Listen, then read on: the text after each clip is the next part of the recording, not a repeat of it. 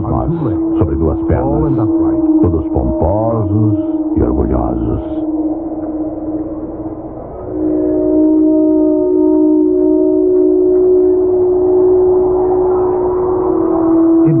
Será que simplesmente subimos do escuro do passado e atingimos a brilhante conscientização da luz do dia? Será que essas foram as nossas mães que nos deram a vida que tanto desfrutamos?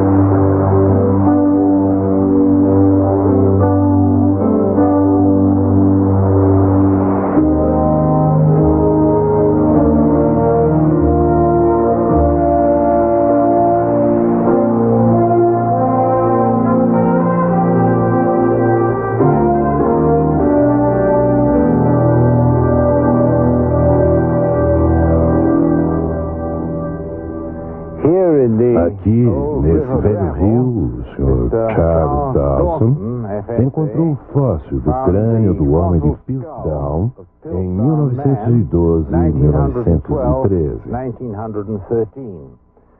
Ora, o homem sempre se interessou em saber de onde veio. O homem moderno é como o homem ancestral nesse respeito.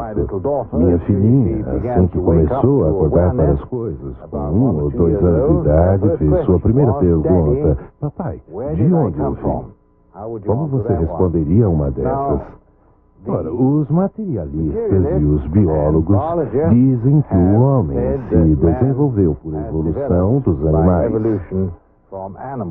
E seus esforços agora são para encontrar esses elos perdidos entre os animais e o homem. Hoje já não se fala tanto em elos perdidos, fala-se a respeito de ancestrais comuns.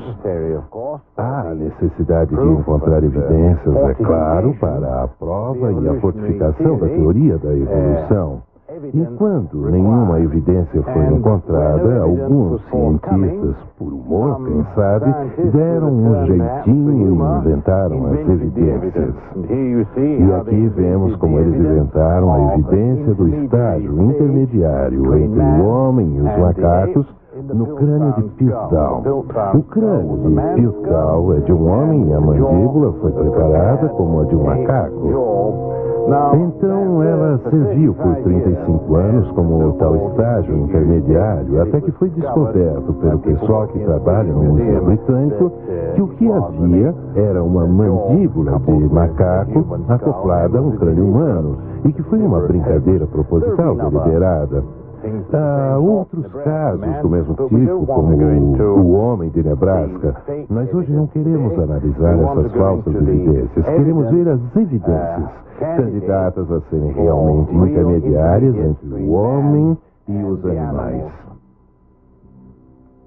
Em todos os lugares do mundo, as pessoas estão tentando há anos encontrar evidências conclusivas para provar que o homem evoluiu do mundo animal. Primeiramente, as pessoas achavam que o homem Neandertal era um bom candidato para o elo perdido, mas hoje todos estão convencidos que o homem Neandertal foi totalmente humano. Um dos mais conhecidos candidatos de hoje é encontrado na África.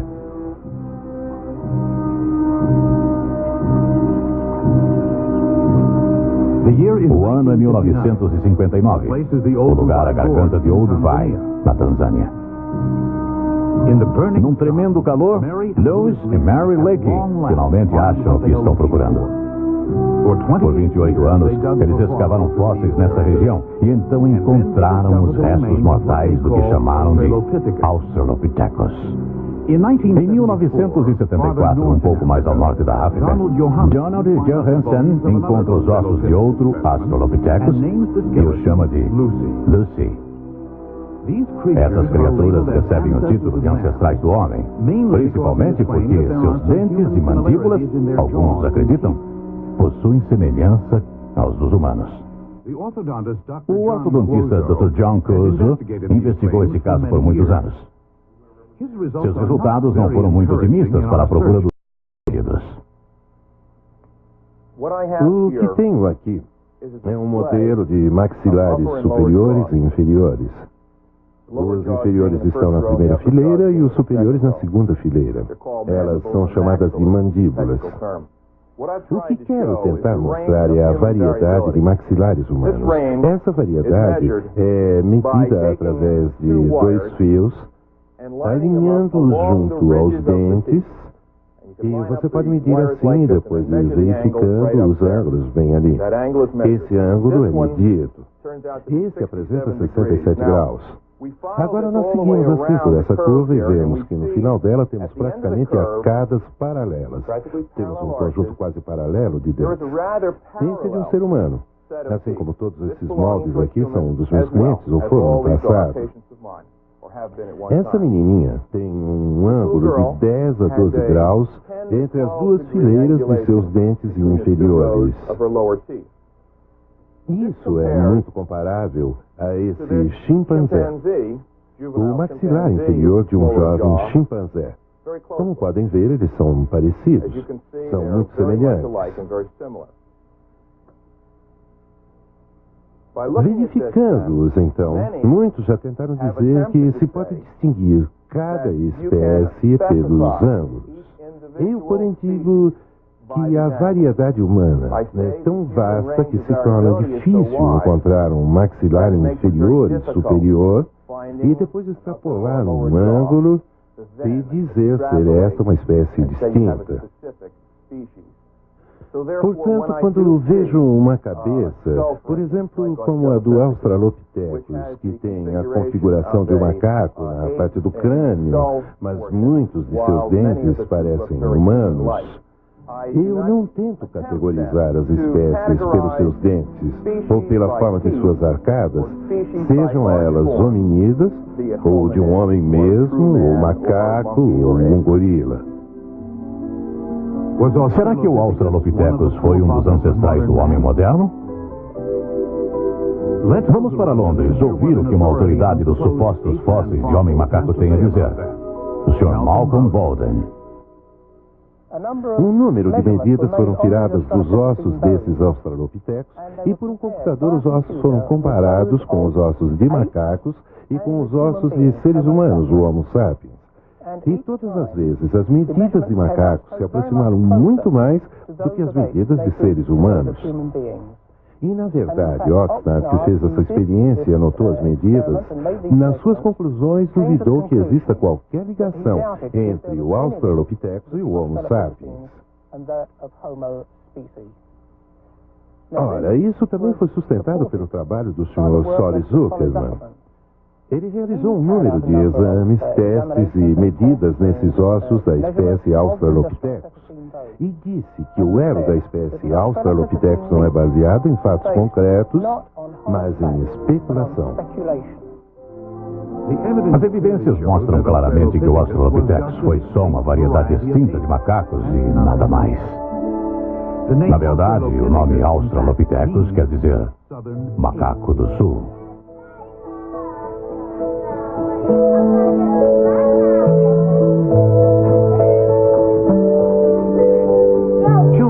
As crianças brincam. A argila toma formas fantásticas.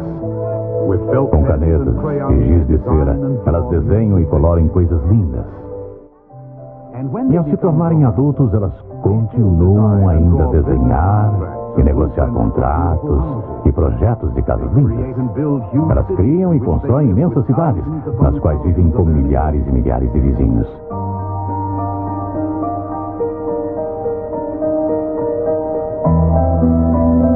Seu gênio na técnica aparentemente pode fazer qualquer coisa, até voar mais alto e com maior velocidade que os próprios pássaros.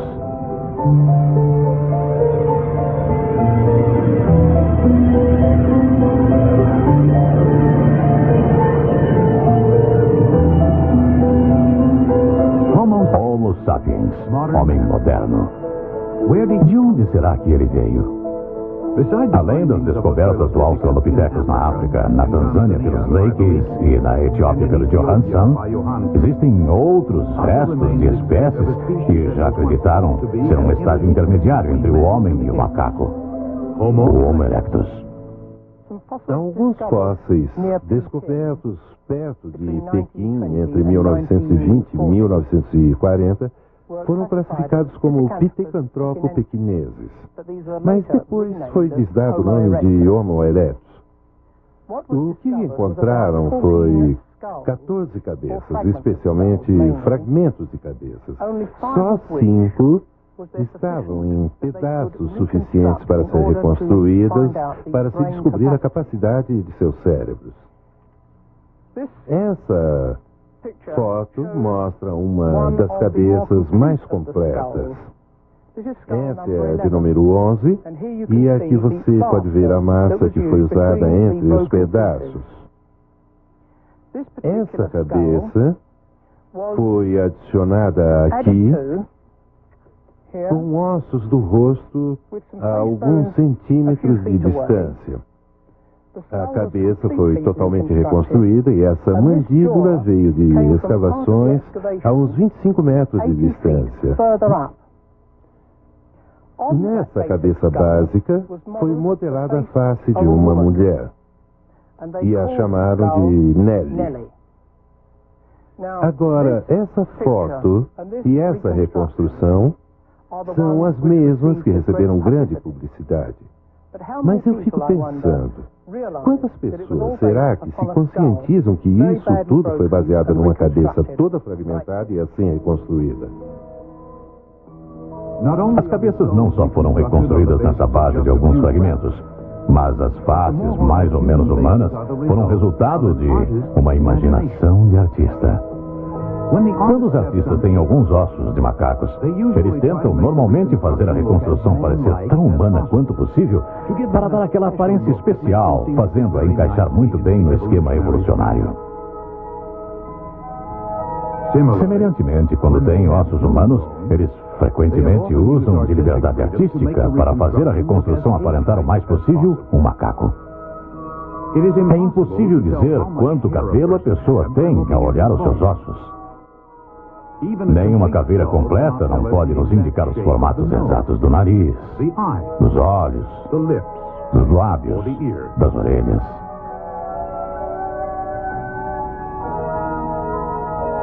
Além dos fragmentos dos aparentes macacos encontrados perto de Pequim, na China, pesquisadores também encontraram restos do homem moderno e de fogo.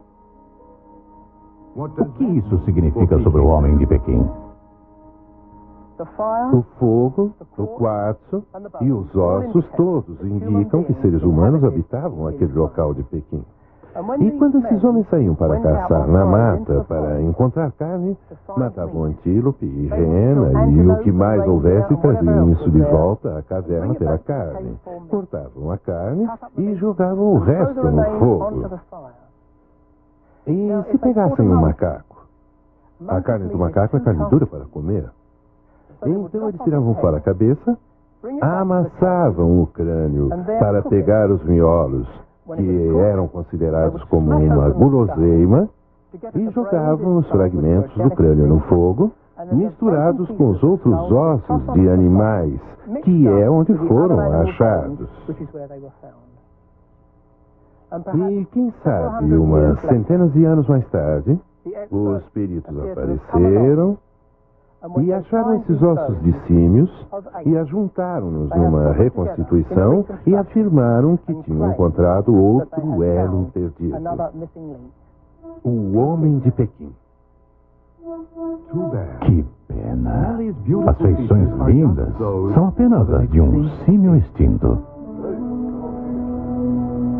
Vamos examinar umas outras tentativas de encontrar ligações entre o homem e o macaco. Os cientistas em Oklahoma observaram o Osho, um chimpanzé, pelos meios modernos de televisão durante mais de 10 anos. Parecia ser possível ensinar ao Osho a linguagem da mímica. Usando suas mãos ou sua cabeça, Ela pode dizer a seus observadores que ela quer um morango ou uma maçã, que ela tem sede e muitas outras coisas. Como resultado, algumas pessoas tiraram a conclusão de ser essa uma indicação de que os símios têm capacidade de fala e que só lhes faltam os músculos da garganta. Ora, é fato conhecido que se pode ensinar a animais um certo modelo de comportamento. Veja esse cão pastor, por exemplo. Ouvindo os assovios de seu dono, ele dirige o rebanho para onde o pastor quer.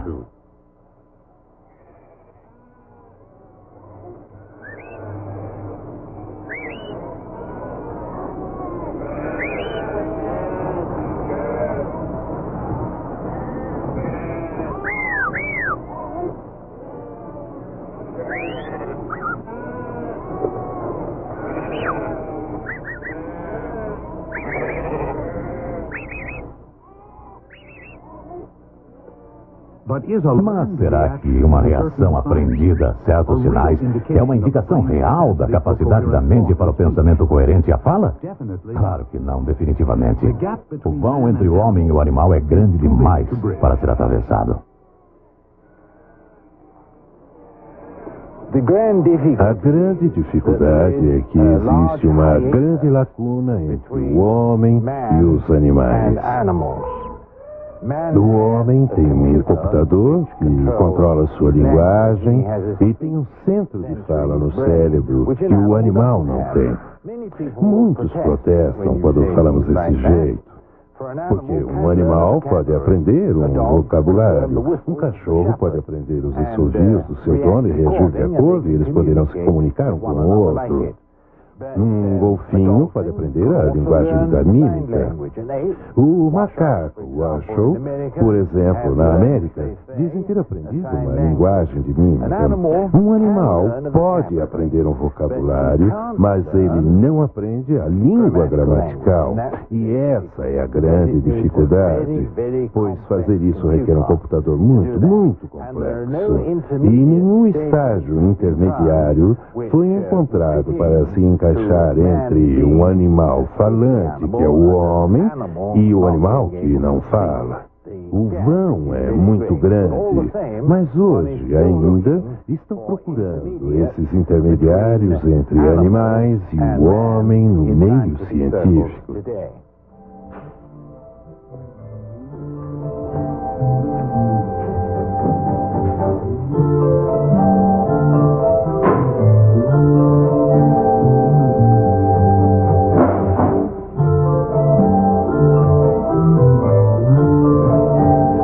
Nos porões do Museu da História Natural em Leiden, na Groenlândia, um tesouro está guardado num cofre. Ossos fossilizados encontrados por um holandês, Eugène Dubois. A história é assim. Quando Darwin produziu seu livro A Origem das Espécies em 1859, não havia nenhuma evidência que ligasse o homem ao macaco. Ora, Eugène Dubois foi para o Oriente em meados de 1880 e contou a amigos que estava indo especialmente para encontrar o elo perdido. Ele finalmente chegou a Jávila e encontrou duas caveiras muito parecidas com as de humanos, conhecidas como Wadjak. Mas eram tão humanas que não pôde usá-las de jeito nenhum. Em 1891, ele encontrou um crânio e um ano depois, a 15 metros de distância, ele encontrou um osso de perna muito parecido com a de um ser humano. Eventualmente, Dubois decidiu que o osso da perna estava junto com o crânio e que havia encontrado um macaco que andava ereto e ele o chamou de Pithecanthropo erectus. Aqui temos aquele crânio e aquele osso da perna. Agora, o que eles eram realmente? Foi geralmente aceito que esse osso de perna era humano mesmo. Mas havia muitos debates a respeito desse crânio. Quando ele voltou e publicou seus resultados, dizendo que havia encontrado o elo perdido, que o macaco andava ereto, houve grande publicidade e um grande furor sobre o que ele havia encontrado. Porém, durante todas as suas palestras, ele nunca mencionou nada a respeito dessas caveiras que ele havia encontrado anteriormente, as caveiras de Wadjak. Ele as manteve em segredo por 30 anos e não contou a ninguém a respeito delas. Só em 1920, ele liberou o fato ao mundo científico que as havia encontrado. Isso, é claro, causou grande consternação, porque se ele tivesse mostrado essas duas caveiras tão humanas ao mesmo tempo em que ele mostrou o homem de Java, ninguém teria aceito esses ossos como metade homem, metade macaco. Pois ele havia encontrado esses ossos bem humanos na camada semelhantemente datada. Mais tarde, ele admitiu, alguns anos antes de morrer, que tudo que encontrou foi só um crânio de um gibão gigante.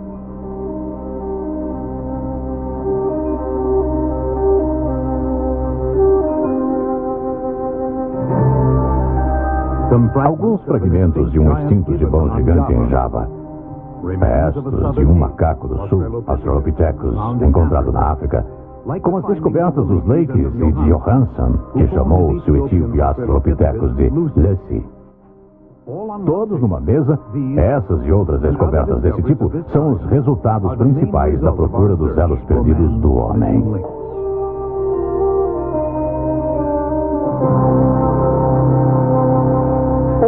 Todos esses fragmentos de fósseis que olhamos até agora, eu os considero todos de macacos. E isso inclui a espécie de Australopithecus, o homem de Pequim, o homem de Java, que agora é classificado como Homo erectus, e as descobertas de Johansson, na Etiópia. Todos simplesmente macacos.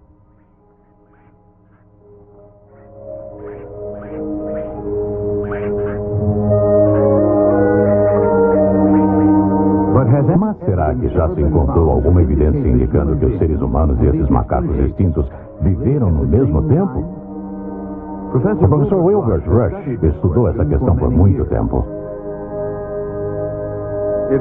Parece que enquanto encontramos mais fósseis, pelo menos até agora, o que acontece é que o homem aparece consistentemente paralelo com todos os seus supostos ancestrais. E o conceito do homem se ter desenvolvido dessas formas subhumanas é simplesmente muito incerta e não pode ser alimentada.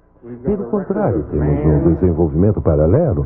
Temos registro do homem existindo ao mesmo tempo que seus ancestrais, mesmo voltando até onde está com essas formas de supostos humanos e as formas de humanos de verdade. Aqui vemos os vários tipos dos chamados elos perdidos. Aqui estão posicionados nas profundezas geológicas respectivas na coluna geológica. Porém, se pesquisarmos mais a fundo, descobrimos que, em cada caso, esses supostos homens macacos não poderiam ser os ancestrais do homem, pois o homem moderno, Homo sapiens, já existia. O homem não só viveu no mesmo período que o Homo erectus, mas seus fósseis e artefatos também foram encontrados em estratos que têm a mesma colocação do Homo habilis e o Australopithecus. O mesmo é verdade com o Ramapithecus. Parece mais e mais óbvio que nenhuma dessas criaturas pode ter sido ancestral da humanidade, pois o homem já existia.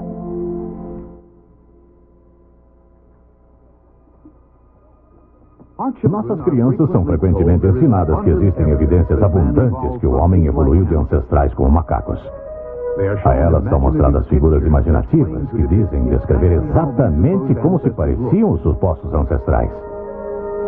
Mas onde estão os fatos? Será que o homem evoluiu? Se assim fez, não parece ter deixado evidência alguma em registros fósseis. O elo perdido entre o homem e os macacos, como o suposto elo entre todos os animais e grupos de plantas, ainda estão faltando. O que podemos dizer pelas evidências até agora é que o homem sempre foi homem e os macacos sempre foram macacos. Os antropólogos, falhando ao não encontrar fatos em fósseis para sustentar a transição homem-macaco, voltaram-se para um novo campo de pesquisa chamado de taxonomia molecular.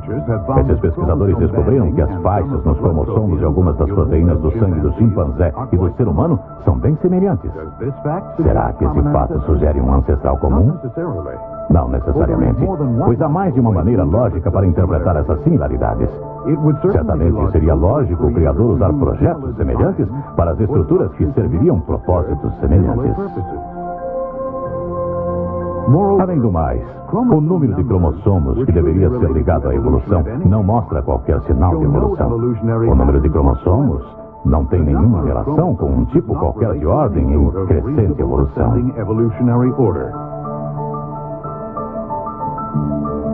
Além disso, deve ser notado que as similaridades moleculares entre os macacos e os humanos têm sido frequentemente exageradas. Um exame molecular de até mesmo uma única gota de sangue revela muitas diferenças óbvias e claras. O homem é inegavelmente singular nesse mundo. Ele é tremendamente diferente de qualquer animal.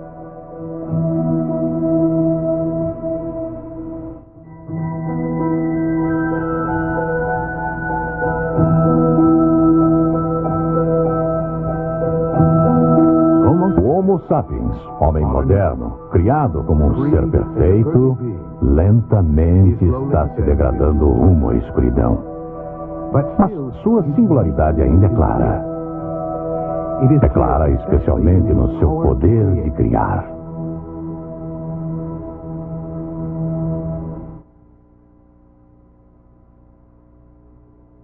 E essa criatividade, independente das dissonâncias que se têm infiltrado, é provavelmente a melhor evidência que o homem foi criado à imagem e semelhança de Deus.